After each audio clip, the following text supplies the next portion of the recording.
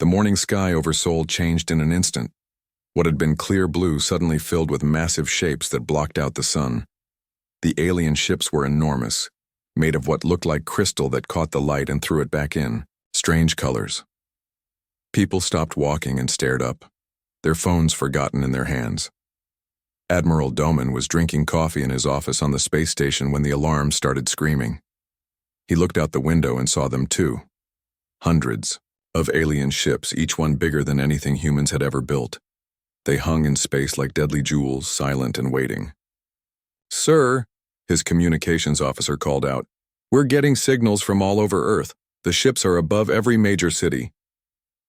Doman set down his coffee cup. His hands were steady, which surprised him. He had been waiting for this day for 20 years, ever since he first read the classified reports.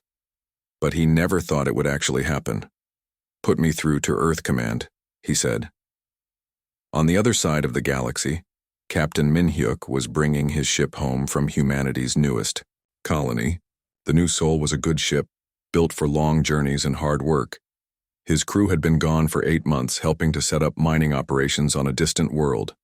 "Captain," Navigator Hanwoo called from his station, "I'm picking up an emergency broadcast from Earth." Min-hyuk frowned. Emergency broadcasts were rare. "Put it on the main screen." The face that appeared was not human. It was tall and thin, with skin that glowed with its own light. It had 6 arms and eyes that looked like black holes. When it spoke, its voice was cold and empty. "Primitive species of the 3rd planet," the alien said. "I am Velthar Supreme, Chancellor of the Galaxy Council. Your violent expansion through space ends today. You will surrender all weapons. You will submit to our laws. You will accept our rule. If you refuse, we will destroy your species completely. You have 72 of your hours to decide." The message ended. The bridge of the New Soul was quiet for a long moment. "Well," said Chief Engineer Soo-young, "that's not good." Back on Earth, President Yuna was in an emergency meeting with her advisors. The Oval Office was full of generals and scientists, all talking at once. Everyone seemed scared except for her. "Madam President," General Daehyun said, "our satellites show at least 300 alien ships. Each one has enough firepower to level a continent. We need to consider evacuation protocols." Yuna nodded, but she was smiling. It was a small smile, the kind someone gets when they finally understand a joke that took a long time to tell. "Dr. Ji-woo," she said to the woman sitting quietly in the corner, "is everything ready?" Dr. Ji-woo looked up from her tablet. She was young for such an important job, but her eyes were old. "Yes, Madam President, Project Prometheus is active. All stations are reporting green." "What's Project Prometheus?" General Daehyun asked. Yuna's smile grew wider. "Something we've been working on for a very long time." She stood up and walked to the window. Outside, she could see one of the alien ships hanging over Washington, D.C. like a dark cloud. People in the streets were pointing at it, some running, some just staring. "My fellow humans," she said into the camera as the emergency broadcast began. "I speak to you today not as your president, but as your friend. Yes, we face a threat unlike anything in our history, but I want you to know something important. We are ready." The camera showed her clearly. She was calm, confident, and still smiling that strange little smile. "These aliens think they know us. They think we are weak because we are young. They think we will surrender because we are afraid. But they are wrong about something very important. We have been waiting for them." Around the world, people watched their president speak. In hidden bunkers and secret facilities, other people were watching too. People like Seojun on Mars, who had been running what everyone thought was a simple mining operation. People like Yoonji on Europa, who had been studying ice formations for the past 5 years. They all received the same coded message buried in the president's speech. 3 words that meant everything had changed. The game begins. On the space station, Admiral Doman got a call from a number he had not seen in 15 years. "Admiral," the voice said, "this is Commander Woo Jin on Luna Base. I think it's time we showed our guests what we've really been building up here." Doman looked out at the alien ships again. They were beautiful in their own way, but they had made a mistake. They had assumed that because humans were newer to space, they were not prepared for war. Yes, Doman said. I think you're right. Back. On the new Sol, Captain Min-hyuk was reading a message that had just come through on a channel he thought was only used for supply requests. The message was short and came from Dr. Jiwoo on Earth. All ships. Begin Phase 1. Show them who we really are.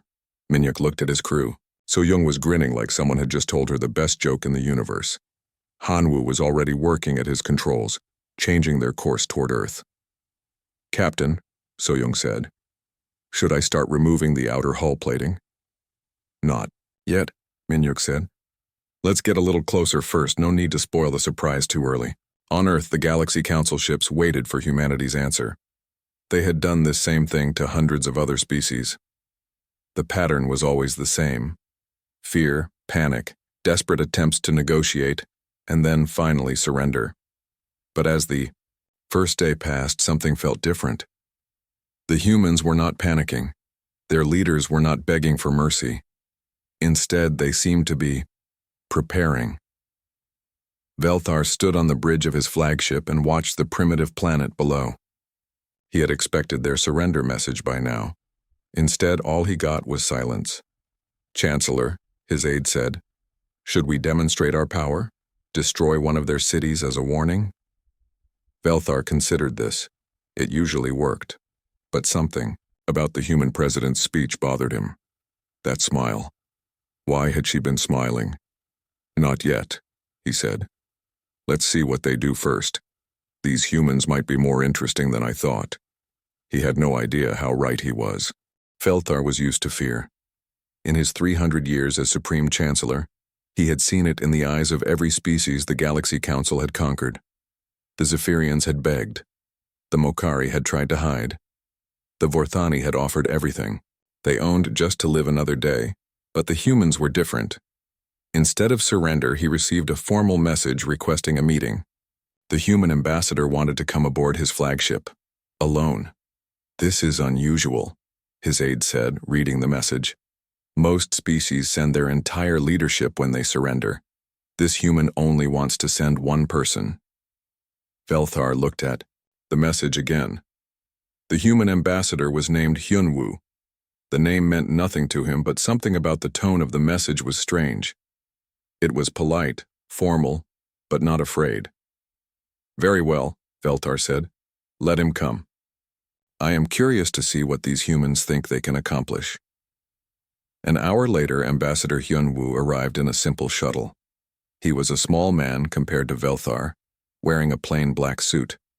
When he stepped into the council chamber, he was still wearing that same calm smile that President Yuna had shown the world.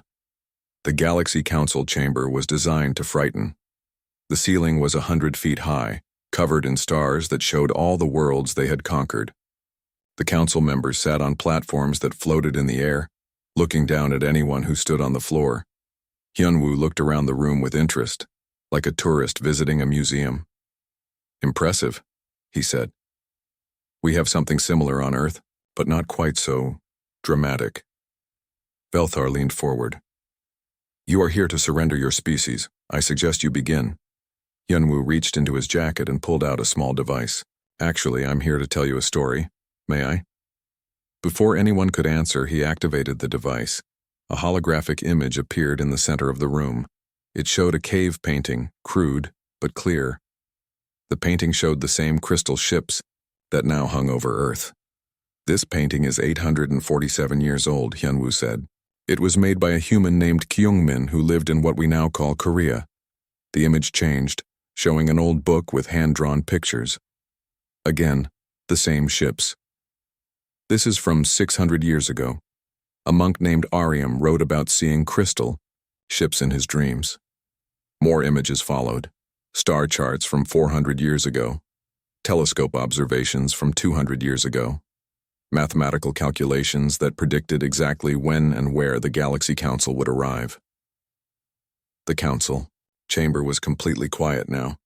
You see, Hyunwoo continued, we've known about you for a very long time. We've been watching, learning, preparing. Velthar felt something he had not experienced in centuries: confusion. That's impossible. We monitor all species for signs of advanced technology. Your species only achieved space travel 200 years ago. Hyunwoo's smile grew wider. Oh, we achieved space travel much earlier than that. We just didn't let you see it. On Earth, Dr. Jiwoo was in her secret laboratory deep under the Rocky Mountains. The place officially did not exist. For 40 years, she had worked here with the best minds humanity could find, all focused on one goal: understanding their future enemies. Phase 1 is complete, she told the team assembled around her. All colonies have confirmed activation. The main screen showed a map of human space. What most people thought was humanity's territory was just the visible part. The real human presence was much larger, much more carefully hidden. Minji, Dr. Jiwoo said to her chief engineer, "Are the production facilities ready?" Minji nodded. She was a small woman, but her designs had revolutionized human technology in ways the Galaxy Council could never imagine. All automated factories are online. We can begin weapon production immediately. Excellent.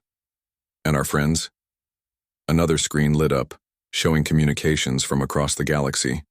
Messages from species that the Galaxy Council thought they had completely destroyed. The Zephyrians were not extinct, just hiding. The Makari had not surrendered, just pretended to. Dozens of other species had been secretly contacted, armed, and prepared. "They're all ready," said Ariam, the project's communication specialist. "The signal has been sent." Back on the flagship, Velthar was trying to understand what Hyunwoo was telling him. "Your expansion through space was not random," Hyunwoo continued. "Every colony, every outpost, every exploration mission was carefully planned. We studied how you operate. We learned your patterns. We discovered your weaknesses." "Impossible," Velthar said again, but his voice was less certain now. Hyunwoo activated another hologram. This one showed the Galaxy Council's own records, their secret communications, their military plans. "We know about your 3-tier subjugation protocol," Hyunwoo said. "First, you appear with overwhelming force. Second, you demand surrender. Third, you either accept submission or destroy the species completely. It's a good system. Very efficient." Velthar's 6 arms were clenched into fists. "How did you obtain classified council information?" "We didn't obtain it," Hyunwoo said calmly. "We intercepted it for hundreds of years. Every transmission, every order, every secret plan. We know more about the Galaxy Council than most council members do." On Mars, Seojin received the activation signal. To everyone else, he was just the director of a mining operation. In reality, he commanded the largest hidden military installation in human space. "Open the blast doors," he ordered. The Martian. Polar ice began to crack and split. Underneath, gleaming metal surfaces reflected the weak sunlight. What had appeared to be natural ice formations were actually camouflaged hangars, each one containing ships that no human had publicly acknowledged building. On Europa, Yoonji watched similar scenes unfold.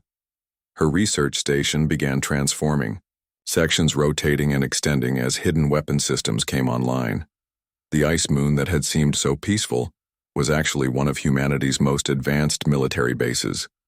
All across human space, the same thing was happening. Colonies that had seemed helpless were revealing their true nature. Mining ships were shedding their outer hulls to show the warships underneath. Research stations were deploying weapons that could crack planets.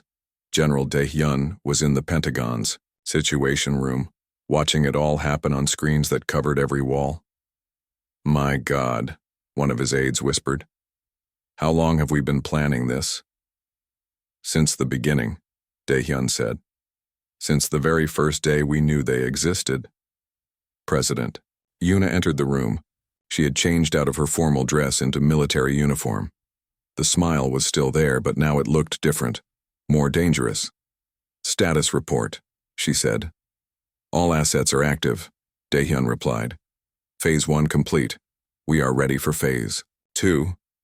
Yuna nodded and activated the emergency broadcast system. Her face appeared on screens around the world and throughout human space. "My fellow humans," she said. For nearly 1,000 years, our species has lived with a terrible knowledge. We knew that someday, someone would come to destroy us simply because we dared to reach for the stars. Today, that day has arrived. She paused, looking directly into the camera. But we are not the same species that first looked up at the night sky and wondered what was out there.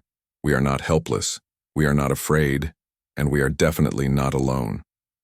Back on the flagship, alarms began to sound. Velthar's aide rushed to his side.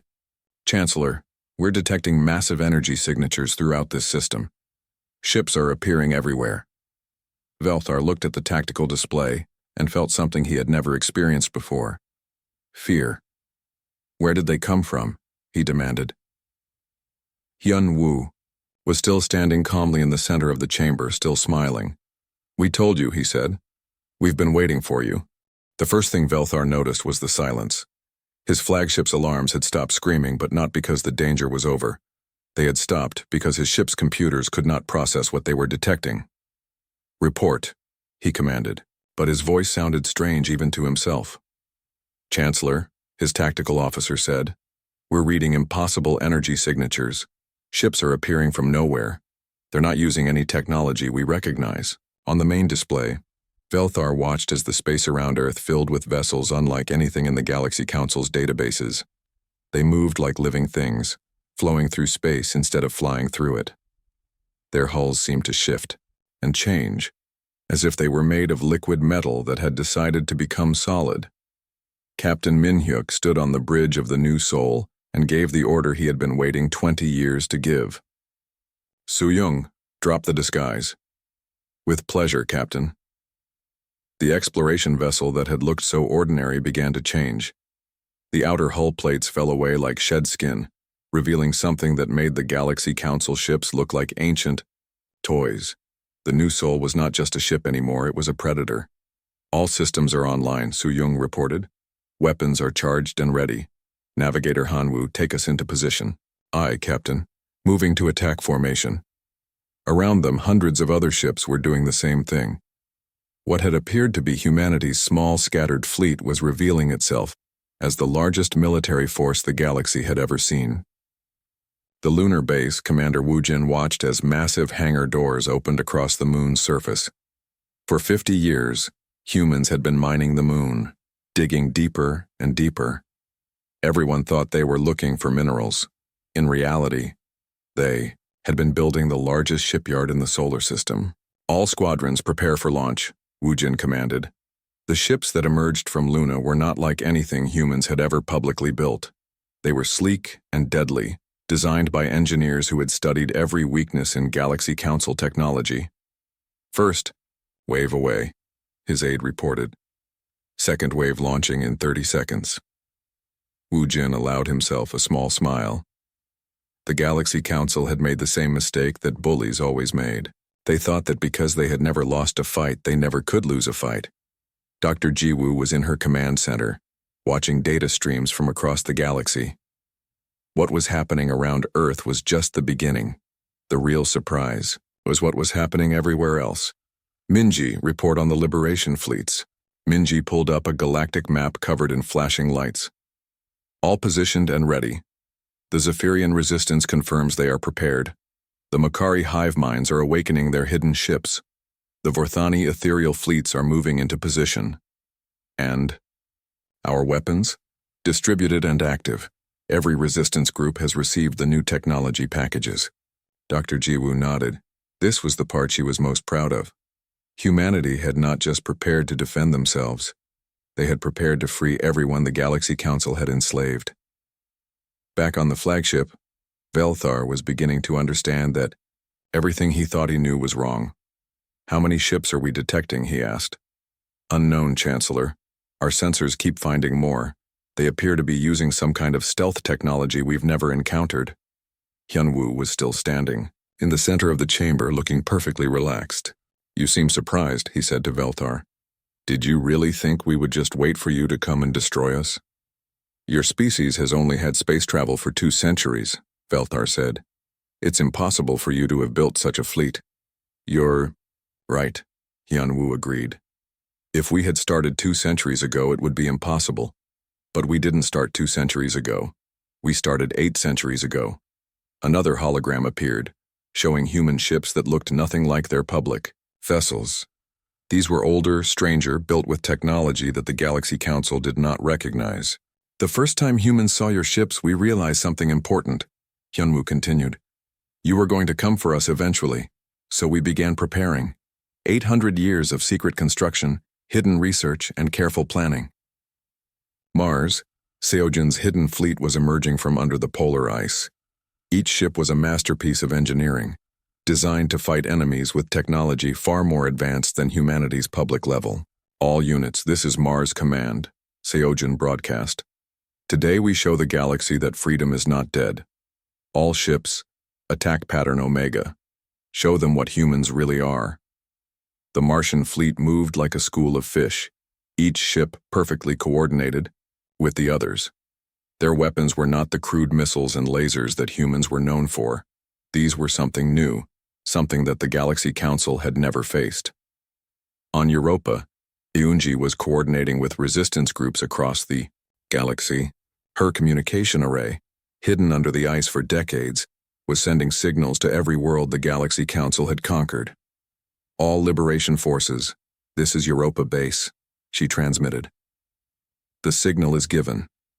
Begin Operation Freedom. Across the galaxy, on 1,000 different worlds, the impossible began to happen. Species that the Galaxy Council thought were extinct revealed themselves to be very much alive. Weapons that should not exist began firing on Council ships. Rebellions that had been planned for generations finally began. Velthar watched his tactical display in growing horror. Red warning lights were appearing everywhere, not just around Earth but throughout Galaxy Council space. Chancellor, his communication officer reported, we're receiving emergency signals from across the Empire. Every sector is reporting massive uprisings. Unknown ships are attacking our forces everywhere. Impossible, Velthar whispered. Hyunwoo heard him. You keep saying that word. I don't think it means what you think it means. The human activated another hologram, this one showing the true scope of what was happening. It was not just a battle for Earth. It was a galaxy-wide revolution, coordinated and planned by a species the Galaxy Council had dismissed as primitive. You see, Hyunwoo explained, we learned something important from studying you. The Galaxy Council rules through fear. You keep everyone isolated, alone, convinced that resistance is hopeless. But what happens when someone gives all those isolated species hope? What happens when they realize they're not alone? President Yuna was addressing the world again, but this time her message was going further than Earth. Her words were being broadcast to every world where the Galaxy Council ruled. To every species that has suffered under Council oppression, she said, today your liberation begins. We are humanity, and we have come not as conquerors but as friends. We offer you weapons, ships, and most importantly, hope. The smile was still there, but now it was fierce and proud. The Galaxy Council demanded our surrender, she continued.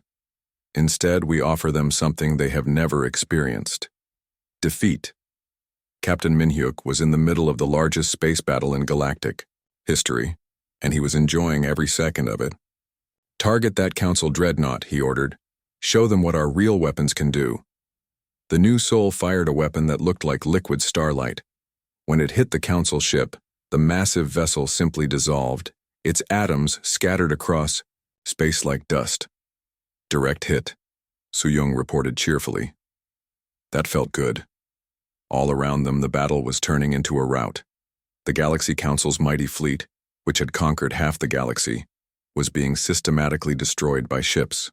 They could not understand using weapons that should not exist. Velthar finally understood what the human smile had meant. It was not fear or uncertainty. It was the quiet confidence of a species that had spent centuries preparing for this exact moment. Chancellor, his aide said urgently, we're detecting massive energy buildups throughout the system. They're preparing for something big. Hyunwoo checked a device on his wrist. Right on schedule. You might want to hold on to something, Chancellor. This next part is going to be spectacular. The battle for Earth's solar system lasted exactly 14 minutes and 37 seconds. Not because the fighting stopped, but because there were no Galaxy Council ships left to fight. Captain Minhyuk watched the last Council dreadnought break apart under fire from 3 different human squadrons. Each piece of wreckage caught the light of Earth's sun before spinning away into the darkness. All enemy vessels destroyed or disabled, Navigator Hanwoo reported. Solar system is secure. Casualties? Minhyuk asked. None, sir. Not a single. Human ship was lost. Minhyuk nodded. It was exactly what they had expected. The Galaxy Council's weapons were designed to fight other Council technology. They had no defense against weapons that worked on completely different principles. Engineer Su-young was already working on her next project. Captain, I'm reading massive energy signatures from across the galaxy. The Liberation fleets are engaging. Council forces everywhere. On the Galaxy Council flagship, Velthar sat in his command chair and tried to understand how everything had gone so wrong so quickly. Around him, his bridge crew worked frantically to re-establish contact with their scattered empire. Report, he said, though he already knew what the answer would be. Chancellor, we've lost contact with 70% of our fleet, his aide said. The remaining ships are reporting attacks by unknown forces using weapons we can't identify. How many ships do the humans have? Unknown, sir. Our estimates keep changing. Every time we think we've counted them all, more appear. Hyunwoo was still standing calmly in the center of the chamber. He had not moved during the entire battle, as if he knew exactly how it would end.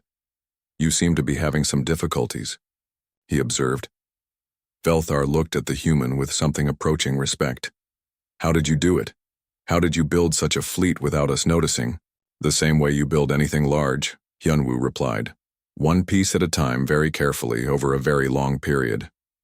Another hologram appeared, showing the true scope of humanity's preparations. Hidden shipyards throughout human space. Secret research facilities. Underground factories on dozens of worlds. Every colony ship we sent out carried more than just settlers, Hyunwoo explained. They carried automated construction equipment designed by our best engineers. Every mining operation was also a weapons factory. Every research station was also a military base. Dr. Jiwoo was coordinating the global liberation effort from her command center. The main screen showed the galaxy as she had never seen it before. Free. Status report, she called out. Sector 7 is secure, Minji reported. The Zephyrian Liberation Fleet has destroyed all Council forces in their home system. Sector 12 reports complete success, Ariam added. The Mokari hive minds have awakened their sleeping fleets. They're moving to liberate their neighboring systems. And the Vorthani? Already moving to help the Kelthani resistance. They should reach the outer worlds within hours. Dr. Jiwoo allowed herself a moment of satisfaction. This was not just a military victory. It was the fulfillment of the greatest project in human history. General Daehyun was in the Pentagon, watching reports come in from across the galaxy. Every screen showed the same thing. Liberation fleets destroying Council forces, resistance, movements rising up, and species that had been enslaved for centuries finally fighting back. How long until we have complete reports? He asked his aide. Unknown, sir. It's happening too fast to track. Every minute brings news of another successful liberation. President Yuna entered the Situation Room still wearing her military uniform, but now there was something different about her expression. The smile was still there, but it was softer, more peaceful. Status? She asked. Total victory, Madam President, Daehyun reported. The Galaxy Council's military forces have been completely destroyed. Their empire is collapsing as we speak. And our casualties? Minimal. The liberation fleets are reporting less than 1% losses. Our weapons technology is so far advanced over theirs that most battles are ending before they really begin. Yuna nodded. She walked to the window and looked up at the sky. The alien ships were gone now, replaced by human vessels patrolling in protective formations. Send a message to all liberation fleets, she ordered. Phase 2 is complete. Begin Phase 3, reconstruction and reconciliation. On Mars, Seojun was receiving reports from the Liberation Fleet under his command. They had freed 12 different systems in the past 6 hours, and every species they encountered had welcomed them as heroes. Sir, his communications officer said, here we're getting a request from the Dolthani system. They want to know if we can help them rebuild their industrial base. Tell them yes, Seojin replied, and send them the new construction templates. It's time to show the galaxy what cooperation can accomplish. The Martian fleet had not just brought weapons, they had brought technology, medicine, and hope. For the first time in generations, species across the galaxy were being offered partnership instead of domination. On Europa, Yunji was coordinating humanitarian aid for newly liberated worlds. Many species had suffered terribly under council rule. Some had nearly gone extinct. All of them needed help. The medical teams are ready to deploy, she reported to Earth Command. We can begin healing operations immediately. Approved, came the reply. Remember, we're not here to rule these people. We're here to help them rule themselves. Back on the Council flagship, Velthar was coming to terms with the complete destruction of everything he had believed in. How? Many of our ships survived, he asked. Less than 5%, Chancellor, and those are scattered across the galaxy with no way to coordinate. And our subject worlds? All in rebellion, sir. The humans have armed every resistance movement with weapons we can't match. Velthar looked at Hyunwoo, who was still standing, patiently in the center of the chamber. What do you want? The Chancellor asked. The same thing every species wants, Hyunwoo replied. Freedom, safety, the right to exist without fear. You could have negotiated. There was no need for this destruction. Hyunwoo's expression grew serious for the first time. We tried negotiation. We sent diplomatic messages for over a century. You ignored them all. The Galaxy Council only understands force, so we gave you force. A new hologram appeared showing messages that human diplomats had sent to the Council over the decades. Offers of trade, requests for peaceful contact, proposals for mutual cooperation. All had been dismissed without consideration. You never even read them, Hyunwoo said. You decided we were primitive and not worth talking to. So we decided to speak in a language you would understand. Captain Min-hyuk was leading a fleet to the former Council capital world. Not to attack it, but to offer aid to the billions of beings who lived there. Many of them had been just as oppressed by the Council as anyone else. Captain, Su-young reported, we're receiving a communication from the planet's surface. Multiple species are asking for protection from Council loyalists. Tell them help is on the way, Min-hyuk ordered, and send down medical teams. After what the Council has done to these people, they're going to need all the help they can get. The New Sol and her sister ships moved into orbit around the Council capital, with weapons powered down and medical bays prepared. They had come not as conquerors, but as liberators. President Yuna was preparing for her next address to the galaxy. This time, she would not be speaking just to humans, but to every intelligent species in known space. My fellow beings, she began, today marks not the end of one empire, but the beginning of something new. A galaxy where every species has the right to choose its own path, where cooperation replaces domination, where fear is replaced by hope. She paused, looking directly into the camera. The Galaxy Council demanded our surrender. Instead, we offer you something they never could, true freedom. Velthar listened to the broadcast from his prison cell aboard a human ship. The humans had not killed him or tortured him. They had simply taken him prisoner and made sure he could see what was happening to his former empire.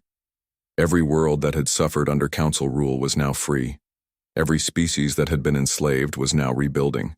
And everywhere, human, ships were helping with reconstruction instead of demanding tribute.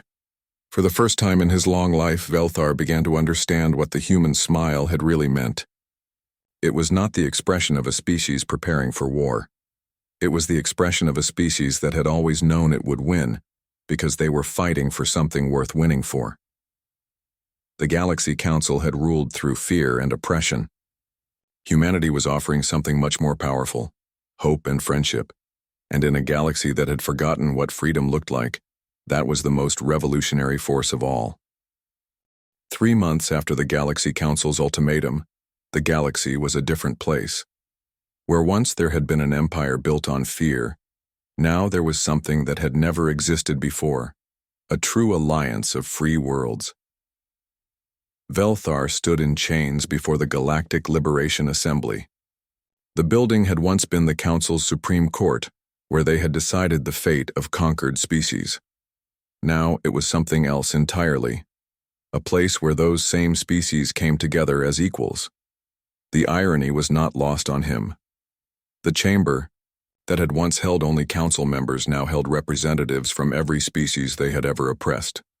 Zephyrians with their crystal voices sang alongside Mokari hive minds. Vorthani ethereal beings floated next to solid Kelthani warriors, and presiding over it all was a human. President Yuna had been elected as the first supreme coordinator of the assembly, not because humanity had conquered everyone else, but because every species had voted for her. She had become the symbol of liberation itself. Velthar, former Supreme Chancellor of the Galaxy Council, Yuna said, her voice carrying clearly through the chamber. You stand accused of crimes against entire civilizations. How do you answer these charges? Velthar looked around the chamber. He could have denied everything. He could have claimed he was just following orders. Instead, he did something that surprised everyone, including himself. Guilty, he said simply. To all charges. The chamber fell silent. Many had expected a long trial, arguments about justice and revenge. Instead, they got something they had never seen from a council leader: honesty. I spent 3 centuries believing that the strong had the right to rule the weak, Velthar continued. I was wrong. I caused suffering across the galaxy because I thought it was natural. I was wrong about that too. Captain Minhyuk was in the orbital shipyards above the former council capital, overseeing the construction of something unprecedented, a fleet that belonged to no single species, but to all of them. How's the integration coming along? He asked. Engineer Suyung. Better than expected, she replied, looking at the data on her tablet. The Zephyrian harmonic technology pairs perfectly with Mokari computational systems, and the Vorthani energy manipulation techniques are revolutionary. The ships being built were unlike anything the galaxy had ever seen. They combined the best technology from dozens of species, all working together for the common good. Each vessel was crewed by beings from multiple worlds, all united in their commitment to protecting freedom. The first squadron will be ready for trials next week, Suyung continued. Captain, these ships are going to be incredible, not just as weapons but as symbols of what we can accomplish together.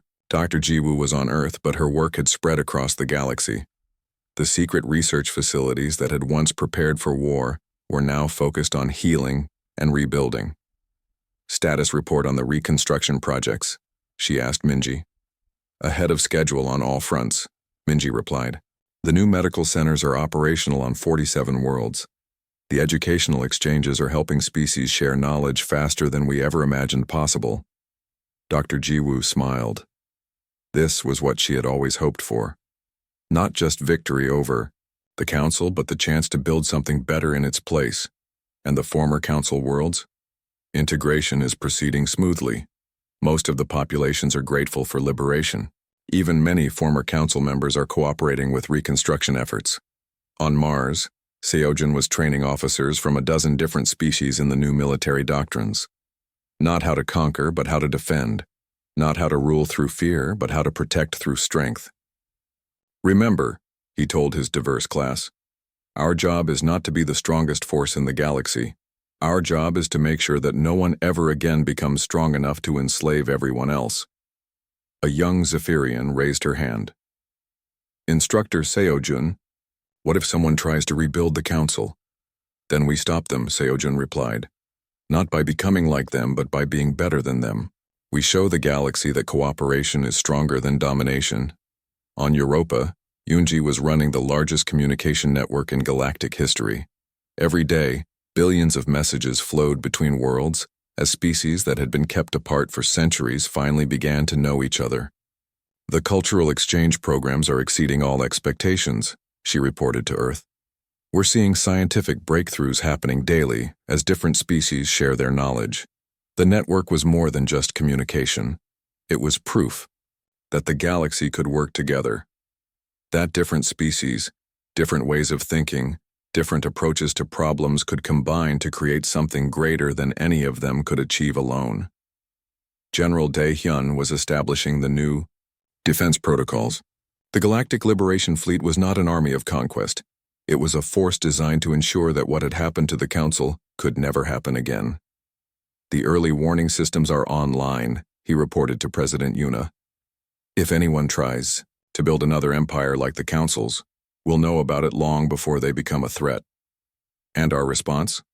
Education first, diplomacy second, economic pressure third, force only as a last resort, and never for conquest. Ambassador Hyunwoo was doing the hardest job of all, helping former council members find their place in the new galaxy. Many of them had known nothing but the old system. Learning to live in freedom was more difficult than they had expected. The rehabilitation programs are showing good results, he reported. Most former council officials are adapting well to life in a free society. Some are even becoming advocates for further reforms. And the others? A small minority still believe in the old ways. They're being monitored, but not persecuted. Even they have the right to their opinions, as long as they don't try to act on them. Commander Woojin was overseeing the dismantling of the Council's old infrastructure. The massive weapons platforms that had enforced their rule were being converted into hospitals and schools. The prison worlds were being transformed into research stations and cultural centers. It's amazing, he told his team, how much good you can do with resources that were once used for oppression. The work was slow and careful. Every piece of Council technology was examined, understood, and either repurposed for peaceful use or safely destroyed. Nothing that could be used to rebuild the old system of oppression was left intact. President Yuna stood at the podium in the assembly chamber, preparing to deliver the first annual State of the Galaxy address. Representatives from over 300 species filled the chamber, all of them free to speak their minds and vote their conscience. 1 year ago, she began, this galaxy lived under the shadow of fear. Today, we live in the light of hope, not because we destroyed our enemies, but because we chose to build something better.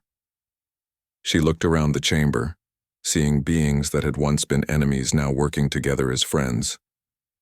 The Galaxy Council demanded our surrender. We gave them something they never expected, our compassion.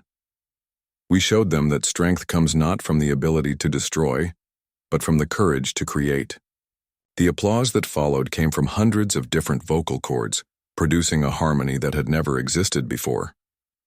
Today, we are not a collection of conquered worlds.